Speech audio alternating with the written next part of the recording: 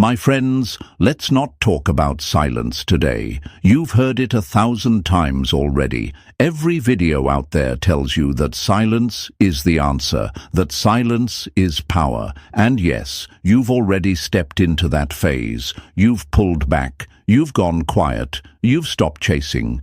You don't need another lecture about silence. What you need is something deeper, something fresh.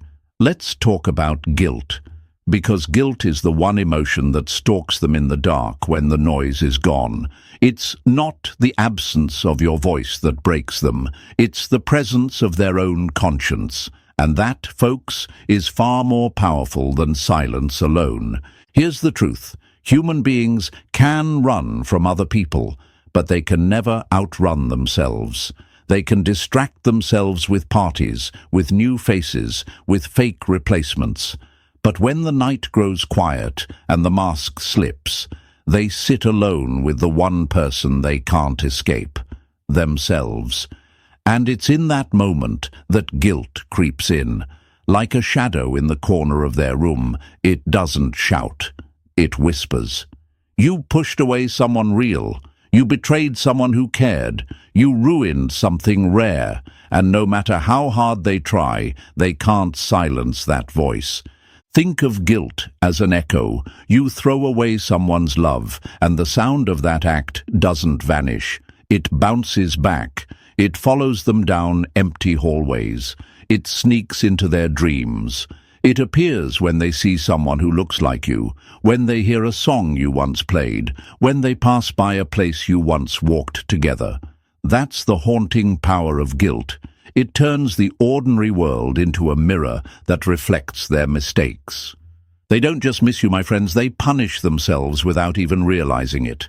And here's what most people don't understand. Guilt is heavier than rejection, heavier than loneliness, heavier even than jealousy. It bends the spine. It makes their chest tighten when they see your face in their memory. It turns victories hollow, because deep down they know the one person who truly saw them, the one who stood by them, they betrayed. And that realization stings every time.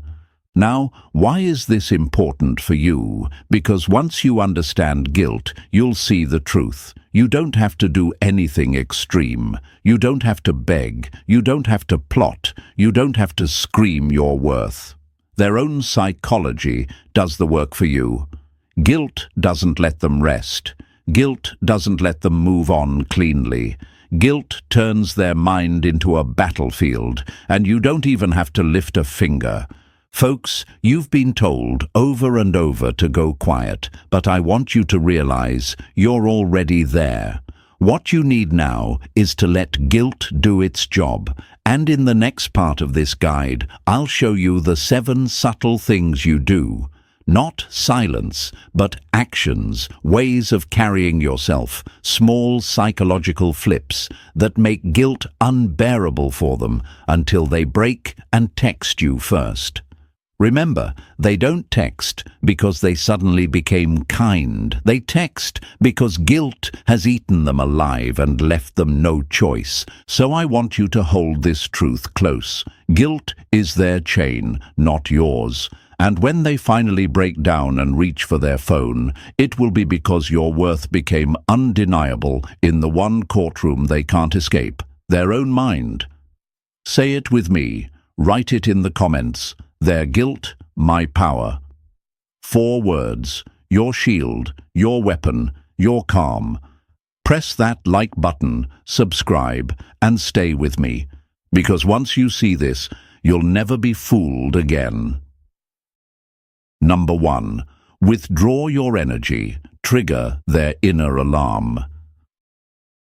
My friends, let's go deeper.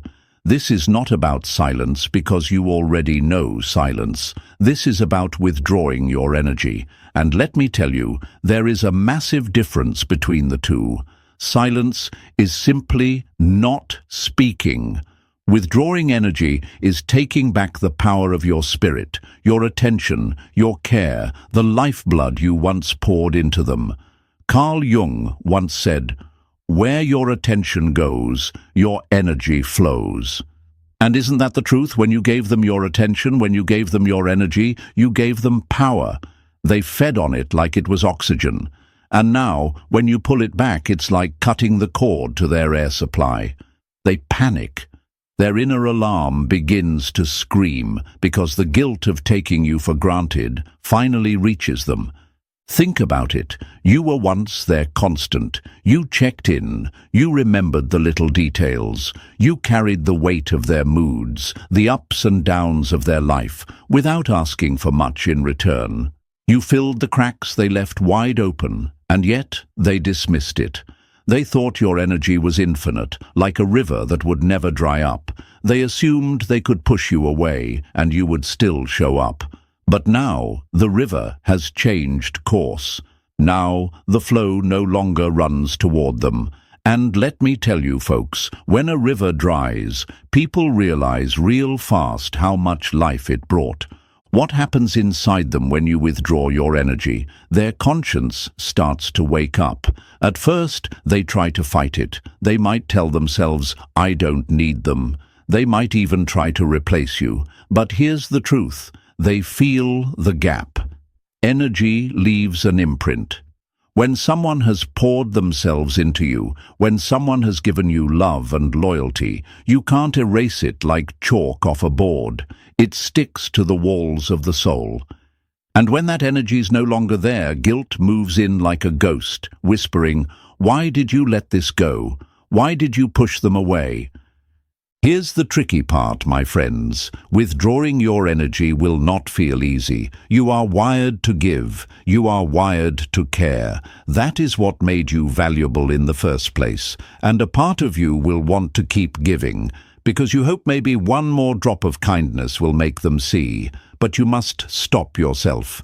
You must ask, why should I water a plant that has no intention of growing? Every ounce of energy you give to someone ungrateful is energy you steal from your own healing. So yes, it will feel unnatural at first, but understand this: what feels difficult is often what heals you the most. Carl Jung spoke of individuation, the process of reclaiming yourself from the shadows of others. This is exactly what you're doing here.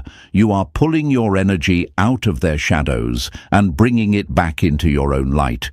And while you do that, they are left to face their own darkness, their own guilt, their own reflection. Without your energy to mask their flaws, they are forced to see themselves clearly. And believe me, folks, that is a painful sight. Picture it like a fire. For so long, you were the flame that kept their cold nights warm. They sat by it, never thanking the fire, assuming it would never burn out. But now, you've taken the fire back. The room grows cold. And suddenly, they're shivering. They replay the times you comforted them, the times you gave them joy, the times you steadied their storms. But instead of gratitude, they feel guilt. Guilt for ignoring what now feels irreplaceable. Guilt for thinking the fire would never leave. And that guilt, my friends, becomes their punishment. You might ask, what if they don't feel it? What if they really don't care? That's the fear talking. Let me tell you the truth. Human beings always feel the absence of genuine energy. They might deny it. They might bury it. They might run from it. But they feel it. And the stronger you were in their life, the more that absence burns. They may hide behind pride. They may try to distract themselves with noise. But late at night, in the quiet, guilt claws at them. That's not your burden anymore. That's theirs. And here's the beauty. When you withdraw your energy, you don't just trigger their guilt. You free yourself. You start to heal. You start to grow. You realize that your energy is precious, that it should never be wasted on someone who cannot value it. You redirect it into yourself, into your goals, your peace, your joy. And in doing so, you become stronger. And ironically, the stronger you become, the heavier their guilt grows. Because now they see, not only did they lose your energy, they lost the chance to stand beside someone who refuses to break. This is the Stoic way, calm, controlled, unshaken by the storms of others. You don't withdraw your energy out of hate. You do it out of wisdom. You do it because you finally see the truth. You cannot save someone who is intent on drowning. They must face themselves. They must face the weight of their choices. And they must face the guilt of knowing that they had something rare and they let it slip away. So here's what I want you to remember. Withdrawing your energy is not weakness. It is power. It is the quiet reclaiming of your soul. And while it may feel difficult, know this: the difficulty is proof that you are breaking free. You are no longer a prisoner of their approval. You are no longer chained to their games. You are free. My friends, let this be your affirmation today. My energy is mine. Write it down in the comments. Say it to yourself when you wake up. Whisper it when the doubt creeps in, because your energy is your greatest currency, your deepest power. And when you take it back, they will feel the loss. They will hear the alarm ringing inside their mind, and that alarm is nothing but guilt screaming their name. So stay calm, stay wise, stay powerful. Your energy is no longer theirs to drain. It belongs to you, and in that truth you will rise. Number 2, shine without them. Twist the knife of comparison. My friends, let us move into the next truth. This one is sharp, and it cuts deep, not at you, but at them. It is about shining without them, not pretending, not forcing it, but truly stepping into your light, into your own growth, into your own peace. You see, when you rise after someone has rejected you, cheated on you, or walked away, it forces them to face something their pride cannot handle: comparison. They look at you, glowing, moving forward, healthier and calmer than ever before, and guilt twists inside them like a knife. The question echoes in their mind: why couldn't I support them? Why did I sabotage something so rare? Think of it like this: they expected you to fall apart without them. They imagined you broken, sitting in the dark, replaying their name like a prayer. That fantasy comforted them. It made them feel powerful. But instead, you rose. Instead of collapsing, you rebuilt. Instead of chasing them, you invested in yourself. And when they see that, it's like watching a house they abandoned turn into a palace without their hands ever touching it. That, folks, is unbearable for the ego. And where the ego is wounded, guilt rushes in to take its place. Carl Jung once wrote that what we deny in ourselves shows up in the people around us. When they see you shining, they are forced to see all the parts of themselves that are not shining. Your health, your calmness, your focus, it acts like a mirror. And that mirror doesn't just reflect your beauty, it reflects their lack. It makes them ask questions they'd rather avoid. Why didn't I treat them better? Why did I throw away someone who clearly had the strength to become this? These are not questions that fade. They stick, they linger, and they stir guilt until it rots their peace. And here's the part that might surprise you. Thriving without them doesn't require grand gestures. You don't need to post 1,000 pictures proving how happy you are. That's performance. Real thriving is quiet. It's the calm glow on your skin when you've been taking care of yourself. It's the steady look in your eyes when you've been focusing on your goals. It's the peace in your voice when you're no longer weighed down by their chaos. Those things cannot be faked. And believe me, my friends, they cannot be ignored. When they catch sight of you, whether online or in passing, their mind doesn't just notice, it obsesses. They see the changes. They feel the difference. And that is when guilt begins to gnaw. Let's be real. They had a choice. They could have supported you. They could have been the one cheering for your victories, standing beside you through your growth. But instead, they chose betrayal. They chose neglect. And now, each step you take forward becomes a reminder of their mistake. That's the knife of comparison. It twists deeper every time they see you leveling up, and the guilt screams louder. That could have been me beside them. That should have been me. Maybe they try to cover it up. Maybe they put on a show with their new replacement. But here's the thing, the replacements never compare. The glow you have when you're thriving from within, when you're at peace with yourself, can't be imitated. That glow comes from resilience, from rising after heartbreak, from reclaiming your energy. And that glow makes them feel small. They start to resent their own choices because deep down, they know. You didn't need them to rise, but they needed you to feel whole.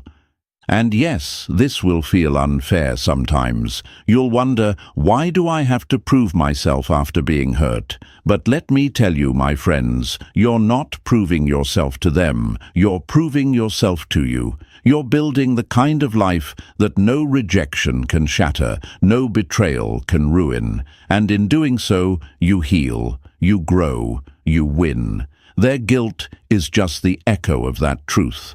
So shine. Not for revenge, not for validation. Shine because your life is too precious to be dimmed by someone who couldn't see your worth. Shine because thriving is the greatest act of defiance. Shine because it proves that nothing they did could destroy the core of who you are. And as you shine, watch how their guilt grows heavier, how the knife of comparison twists deeper, how they break under the weight of realizing they gave up someone irreplaceable. Here's your affirmation for today, my friends. My growth is my revenge. Write it in the comments. Say it with power. Live it every day, because the brighter you shine, the darker their guilt becomes. And that, more than anything, will pull them back to you. Number 3. Refuse their little hooks and games. My friends, let's talk about one of the oldest tricks in the book, the hooks and games they play. You see, when someone has pushed you away, when they've betrayed or rejected you, their ego still whispers to them that you'll always be within reach. They may not want to offer real love, but they want to test if you're still caught in their net. So they send little signals. Not commitment, not honesty, just crumbs. A cryptic post designed to catch your eye, a half-like on your picture after weeks of silence, a story meant for you but never directly to you. These are not acts of love, these are ego games, and when you refuse to take the bait, when you stand firm in your control, that is when guilt begins to rot their pride. Think about it like fishing. They toss out a line, not with the intention of pulling you back for real, but simply to see if you'll bite. If you do, their ego inflates. See, they're still mine. But when you don't, when the hook sits untouched in the water, something shifts in their chest. They feel small. They feel exposed. They feel guilty because suddenly the story they told themselves, that you couldn't live without them, starts to collapse. And, folks, that collapse is painful. Carl Jung once said that people don't see others as they are. They see them through the lens of their own shadow. When they throw you bait, it isn't about you at all. It's about them trying to soothe the shadow of their insecurity. But when you don't answer, that shadow grows darker. They realize you're stronger than they ever imagined, and guilt comes rushing in, because now they must ask, if they can resist me, if they can ignore my games, maybe I really did lose them. That thought digs deep, and it doesn't let go easily. And let's be honest, my friends, refusing the bait is not easy. A part of you may want to respond, may want to prove you don't care, may even want to throw back a cryptic post of your own. That's human. But Stoicism teaches us something powerful. Not every impulse deserves action. Control is strength. Responding feeds their ego. Refusing feeds your soul. And the beauty is, when you choose not to play, you flip the script entirely. The one who once thought they held all the power begins to drown in guilt and doubt. Picture this. They like your picture, expecting you to rush to their profile, expecting you to decode the hidden meaning. But you don't. Days pass. Nothing. Their stomach knots. Why aren't they chasing? Why aren't they reacting? That knot is guilt mixed with panic. The bait is supposed to remind you of what you lost, but instead it reminds them of what they lost. Every unanswered breadcrumb becomes a mirror that says they don't need you anymore. And that realization haunts them. Here's where pride and guilt clash. At first, they'll tell themselves stories. They must not have seen it. They're just playing hard to get. But over time, when the silence holds, guilt starts eating away at those excuses. Their pride says, "I didn't mess up." But guilt whispers, "Yes, you did." They're not responding because you pushed them too far. That inner war keeps them restless at night. The best part? By refusing to play, you preserve your dignity. You show them without a single word that you will not settle for crumbs. You make it clear that your energy is too valuable to waste on games. And folks, when you live in that truth, their conscience does the work for you. They replay the times you gave and gave, only to be tossed aside.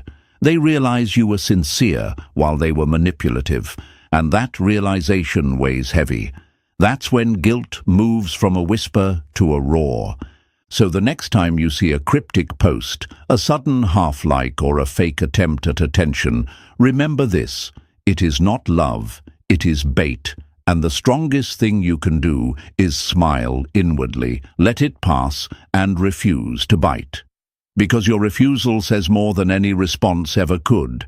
It says, "I am not your game anymore." And that, my friends, is what breaks them. That is what makes their guilt unbearable. Your affirmation for today is this: I refuse the bait. Write it in the comments. Repeat it when you feel the urge to respond. Let it anchor you in moments of temptation, because each time you refuse, you grow stronger, and their guilt grows heavier. And sooner or later, that guilt will drive them back to you, not out of love they've suddenly discovered, but out of regret they can no longer silence. Number 4, let their memories haunt them in peace.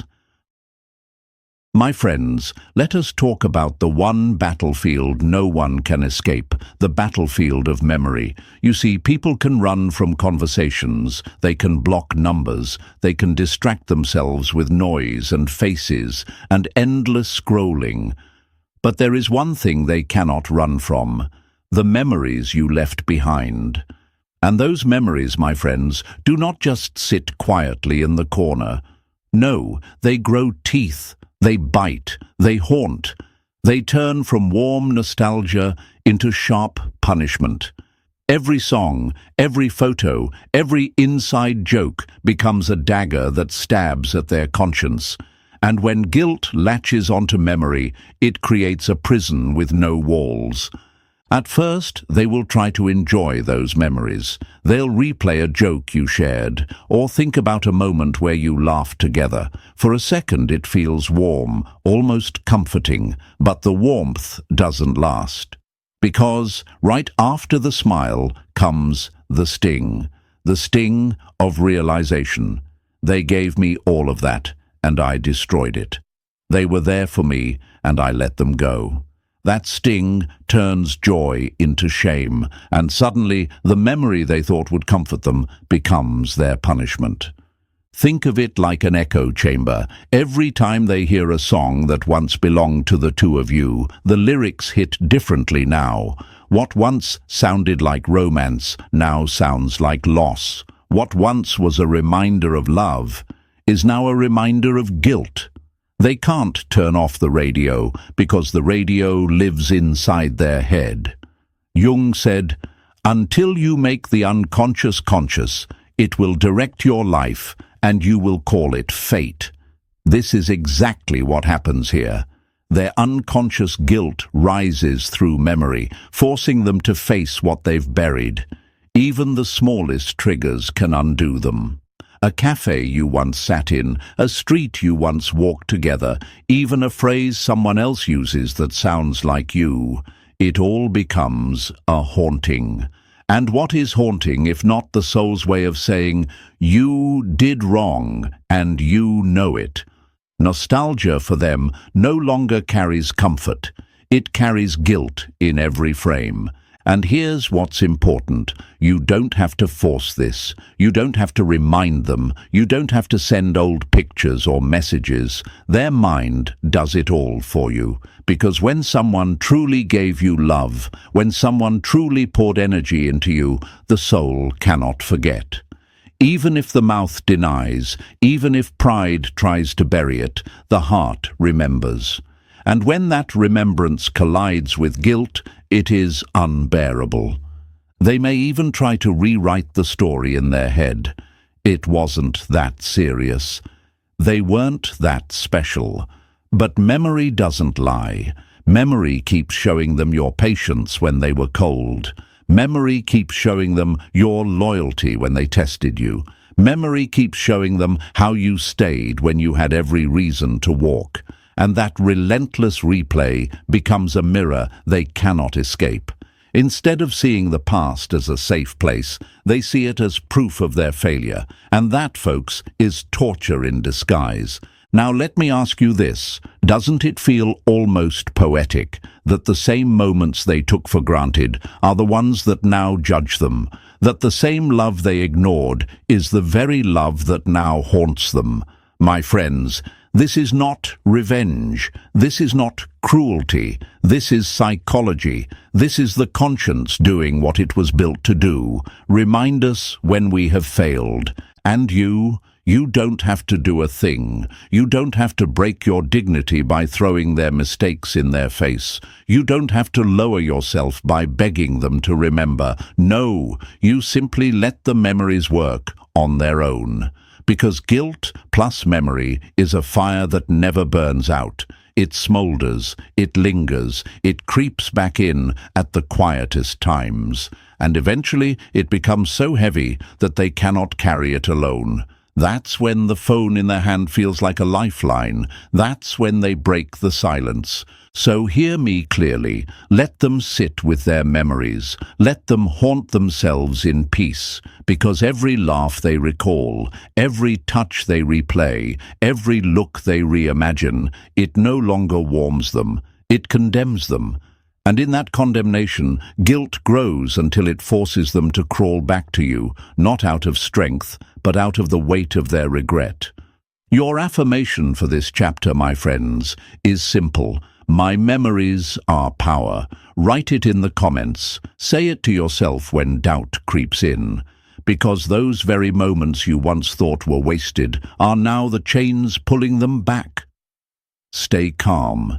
Stay grounded. Stay in your power. Because the ghosts of memory are now your silent allies, and they will do the work for you.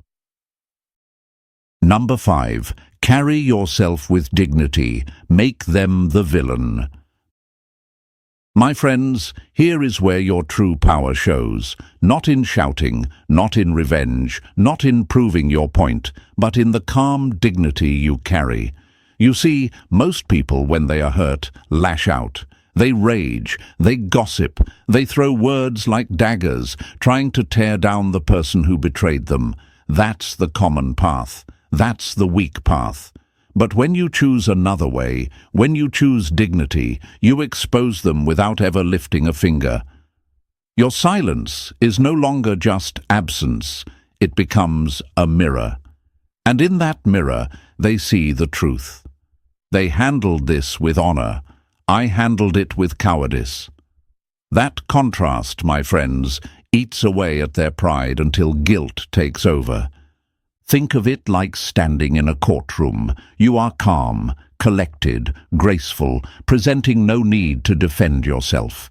Meanwhile, they are the one fidgeting, making excuses, squirming under the weight of their own actions. That's what dignity does. It places you in the role of strength and them in the role of weakness. And while they may try to convince others, or even themselves, that they were right, your composure makes their story crumble. Because the truth is simple. No one looks like a hero when they are throwing stones at someone who carries themselves like royalty. Carl Jung spoke often about the shadow, the parts of ourselves we deny and project onto others. When you choose dignity, you force them to face their shadow. They wanted to believe you would lash out so they could point and say, "See? They're crazy, they're unstable, I was right to leave." But when you refuse to give them that satisfaction, when you remain steady, they are forced to confront the reality that the instability was never you. It was them. And that realization burns. Your calmness becomes a contrast. Imagine two paintings side by side. One, messy, chaotic, colors splattered without thought. The other, balanced, serene, composed with care. People don't need to be told which is art and which is chaos. They see it instantly. That's exactly how your dignity works. Their betrayal, their cowardice, their lies, their cruelty, it all looks uglier when held up against your grace. And the uglier their actions look, the louder guilt whispers in their ear. You ruined something pure. You damaged something rare. And let me tell you, folks, that guilt doesn't fade, because the mind always compares. They will meet new people, and when those people badmouth their exes, they will remember you didn't. They will see others who explode in anger, and they will remember how you stayed composed. They will watch others collapse in desperation, and they will remember how you stood tall. And every comparison becomes a weight pressing down on their chest, reminding them of the stark difference between your strength and their weakness. Now, I know what you might be thinking, but it feels unfair. Why should I stay calm when they hurt me so badly? My friends, Stoicism teaches us this. We do not control what others do, we only control our response.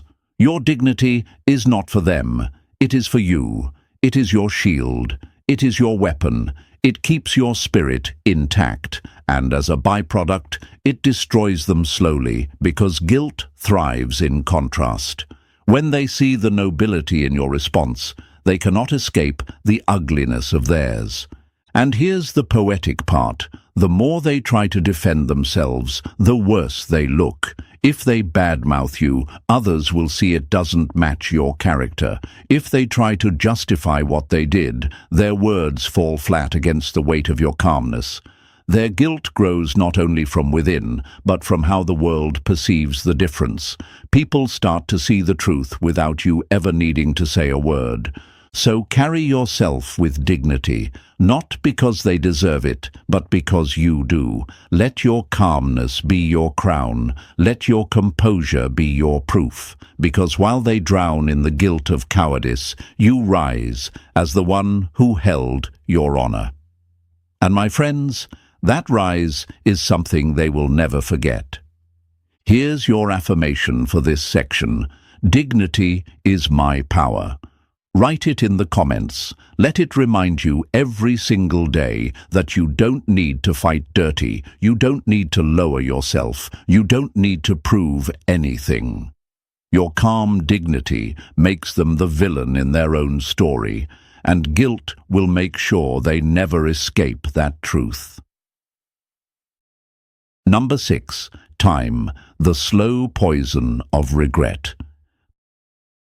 My friends, let us talk about the one force that no man, no woman, no relationship has ever been able to defeat: time.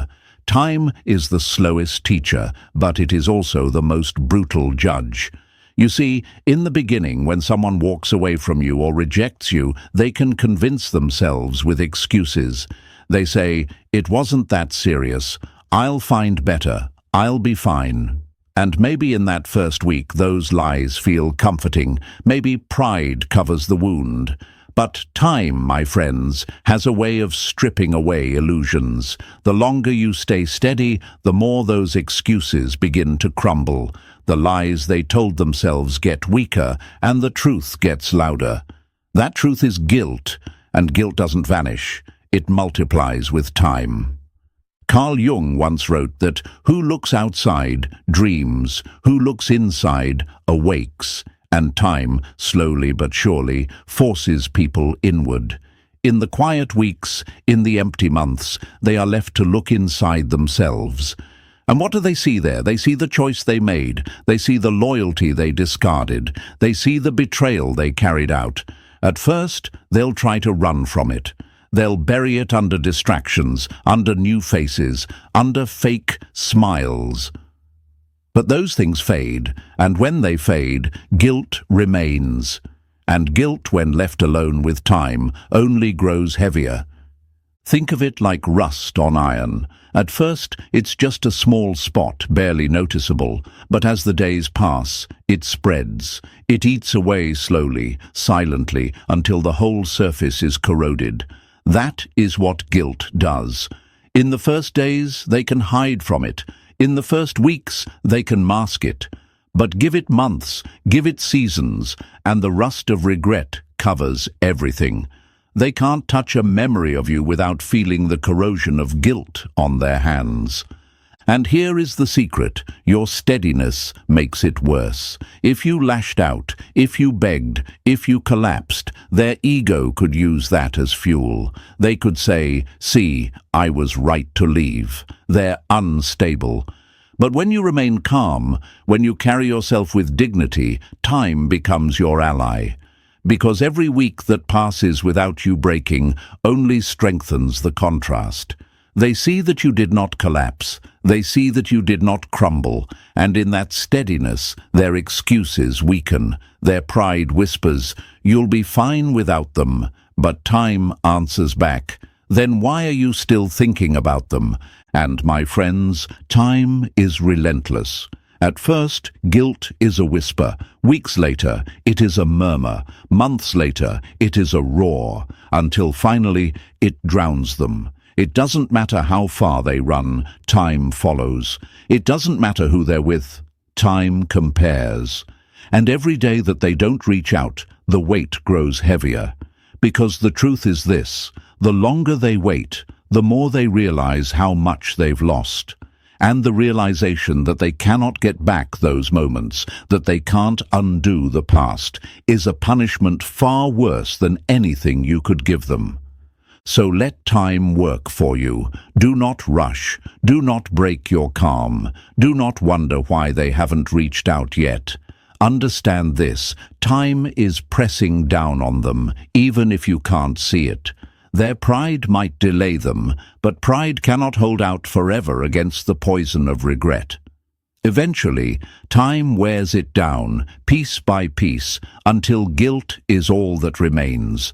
And when the guilt becomes unbearable, when the rust of regret eats too deep, they will break. They will reach for their phone, not because they want to, but because they must. Stay steady, my friends. Trust in the slow burn of time, because time magnifies truth, and the truth is that you were the one who stood with honor while they chose cowardice. With every week that passes, the contrast grows sharper. With every month that goes by, guilt grows heavier, until one day it no longer whispers, it screams. Your affirmation for today: time works for me. Write it in the comments. Let it remind you that you do not need to rush. You do not need to chase. Time itself is your ally, and guilt is their punishment. Stand steady and let time deliver the justice you no longer need to seek. Number 7. Make them wonder if you've already moved on. My friends, let us speak of the sharpest blade guilt can wield, the thought that you may have already moved on. Nothing unsettles a person more than imagining their replacement not as someone they chose, but as someone who's now stepped into the space they once occupied. It is one thing for them to know you are strong alone, but it is another thing entirely for them to wonder if someone else is now receiving the very love, the very loyalty, the very devotion they threw away. That thought twists their insides like a knife, and guilt presses down heavier than ever before. You see, they told themselves a story when they left. That story was simple.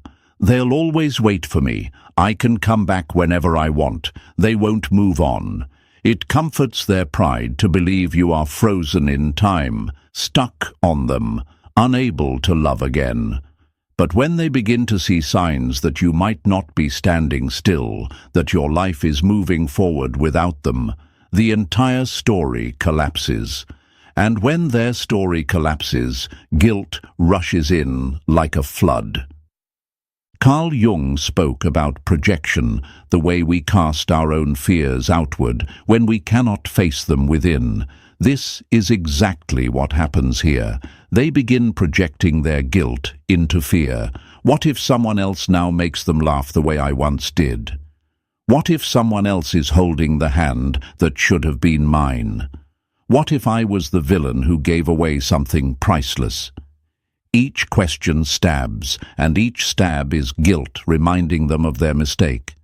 And here is the beauty of it. You do not even have to be with someone new for this guilt to activate. All it takes is the possibility. Maybe you look happier, maybe you look healthier, maybe you glow in a way that suggests someone is treating you with the care you deserve. It could be your peace, it could be your joy, it could be nothing at all but their own imagination running wild. But imagination is a powerful tormentor, my friends, and guilt makes it worse. The more they think about it, the more they punish themselves with images of you in someone else's arms. Think of it like a shadow following them wherever they go. They scroll through their phone and wonder, who are they talking to? Who's making them smile like that? They see your growth and wonder, did someone else inspire that? And, with every thought, their guilt grows louder, because deep down they know they could have been that person, but they chose to sabotage it. And now they are forced to watch the possibility that someone else is reaping the rewards of what they destroyed. This is why guilt is so powerful. It doesn't just remind them of the past, it terrifies them about the future. They already regret losing you, but the idea that another person now holds what they once held, that is unbearable. That is when the pride cracks. That is when the phone feels heavy in their hand. That is when the text comes, not from love newly discovered, but from guilt they can no longer carry. And I know what you might be asking, but what if I really haven't moved on? My friends, it doesn't matter. What matters is that you are living, you are thriving, and you are no longer orbiting around them. That alone creates the suspicion that someone else may be drawn to your light. And that suspicion is enough to twist the knife. So let them wonder, let them sit with their imagination, let their own guilt write the story in their mind, because whether it's true or not, the thought of losing not just what they had, but what they could have had in the future will haunt them. And that haunting, my friends, is what breaks them down. Your affirmation for this section is simple: I am irreplaceable. Write it in the comments, say it when doubt whispers to you. Let it remind you that no matter what they try to convince themselves of, they know the truth. You cannot be replaced. And the thought that someone else might now receive the love they threw away will be the guilt that finally brings them back to your door. Number 8. The text will come, but now it's on your terms. My friends, let us bring this journey full circle. You've walked through the storms of rejection, betrayal, neglect. You've pulled your energy back. You've carried yourself with dignity. You've allowed time and guilt to do the work. And now, after all the excuses, after all the distractions, after all the stories they told themselves, the moment comes. The text appears. That little message, the one you waited for, the one you once begged for, finally shows up on your screen. But here's the truth you must understand. It wasn't kindness that pushed them to text. It wasn't a sudden burst of maturity. It wasn't even love in its purest form. No, my friends, it was guilt. Their own conscience dragged them back to you, whether they wanted it or not. You see, guilt is a relentless master. It does not sleep, it does not fade, it does not forgive. Every choice they made, every betrayal, every moment they dismissed you while you gave your best, it all stacked up like bricks on their back. At first, they thought they could carry it. They thought, I'll just move on, I'll find someone else, I'll forget. But guilt has a way of poisoning even their sweetest moments. A new laugh reminds them of your oars. A fleeting comfort reminds them of what they destroyed. And the more they try to suppress it, the heavier it becomes, until one day they crack. And when they do, the only relief they can imagine is reaching out to you. That text, my friends, is not just words. It is a confession, even if it doesn't sound like one. Whether it says, "Hey, how have you been?" or "I miss you," or even something shallow like, "I saw something that reminded me of you," the meaning is the same. I cannot carry this guilt anymore. I cannot outrun what I did. I need to know if the door is still open. That is not you chasing them. It is guilt chasing them right back to you. And here is where your power must be clear. You see, once upon a time you would have clung to that text like a lifeline. You would have answered in seconds, heart racing, desperate to feel chosen again. But now you understand. The text does not mean they hold the power. The text means you do. Because it came on your terms, because you didn't beg for it, because you didn't demand it. You stood in your strength, and their guilt did the chasing for you. That, my friends, is Stoic power at its finest. Carl Jung said that what you resist not only persists, but grows in size. By resisting the urge to chase, you allowed their guilt to grow until it became unbearable. By resisting the temptation to beg, you forced them to sit with their conscience. And now, as they circle back, you must remember this. The text is not proof of their strength. It is proof of their weakness. It is proof that even in leaving you, they could not leave behind what you gave them. And yet, here is the paradox. Even though guilt brought them back, do not mistake it. Love was always there. They loved you, even if pride blinded them. They cared, even if cowardice kept them from admitting it. They felt your worth, even if insecurity made them sabotage it. The guilt that broke them down was built on the foundation of love they could never erase. That is why they come back. That is why the circle closes. Not because you demanded it, but because deep down they always knew you were the one. So when the message comes, breathe deeply. Do not rush. Do not panic. Do not lose your power. Remember, it is on your terms now. You decide what happens next. You decide whether their guilt earns another chance, or whether you walk away even stronger. Either way, you are in control. And that is the sweetest victory, not chasing, not begging, not proving, but allowing their own guilt, their own conscience, their own regret to carry them right back to your door. And so, my friends, here we are at the end of this journey. You've seen how guilt works like a shadow, how it grows heavier with time, how it twists their pride until it finally forces them back to you. Remember this truth. You did not chase, you did not beg, you stood firm, and that is why the story turned in your favor. Now it's on your terms. If this spoke to your soul, press that like button, share this with someone who needs it, and subscribe for more Stoic wisdom. And write it in the comments. I am in control.